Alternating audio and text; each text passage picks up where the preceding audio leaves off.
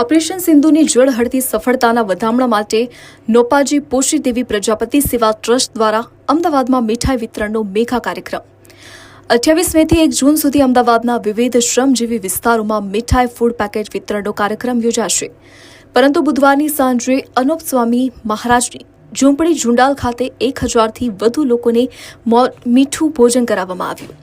Operation સિંધુની જળહળતી સફળતાના વધામણા માટે નોપાજી પોષી દેવી પ્રજાપતિ સેવા ટ્રસ્ટ દ્વારા 28 મેના રોજ અનુપમ દાસજીની ઝૂંપડી ઝુંડાલ ખાતે મીઠાઈ વિતરણનો મેગા કાર્યક્રમનું આયોજન કરવામાં આવ્યું હતું। આ અભિયાન અમદાવાદ શહેરના વિવિધ વિસ્તારમાં રહેતા શ્રમજીવી વસાહત સુધી 28 મેથી 1 જૂન સુધી ચાલશે અને તેમનું મોઢું મીઠું કરાવાશે। આ કાર્યક્રમ અંતર્ગત અખંડ પાઠ, ભજન સંધ્યા અને મીઠા ભોજન પ્રસાદનું આયોજન કરવામાં આવ્યું હતું, જેમાં મીઠાઈ, લાડુ અને દાલ બાટીના ભોજનનો 1000થી વધુ લોકોએ લાભ લીધો હતો અને સેનાની સફળતાને વધાવી દીધી હતી।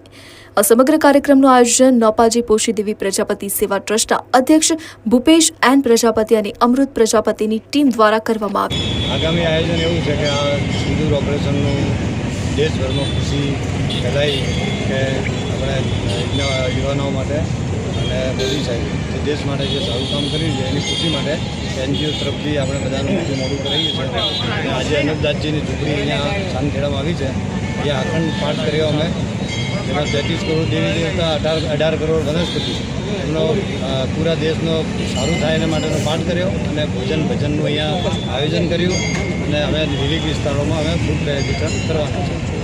નામ અમર ગોપારામ પ્રજાપતિ, અમે એનપીપી સેવા ટ્રસ્ટ એનજીઓ ચલાવીએ છીએ।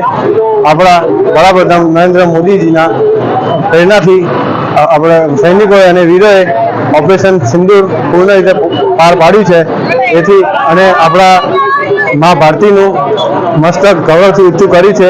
તેથી આપણા સૈનિકોનું પ્રોત્સાહન વધે અને લોકોનો જોશ અને જુસ્સો વધે, તેથી આપણી એનપીપી સેવા ટ્રસ્ટ દ્વારા મોટું મીઠું કરવાનું આયોજન પ્રારંભ કરવામાં આવે છે।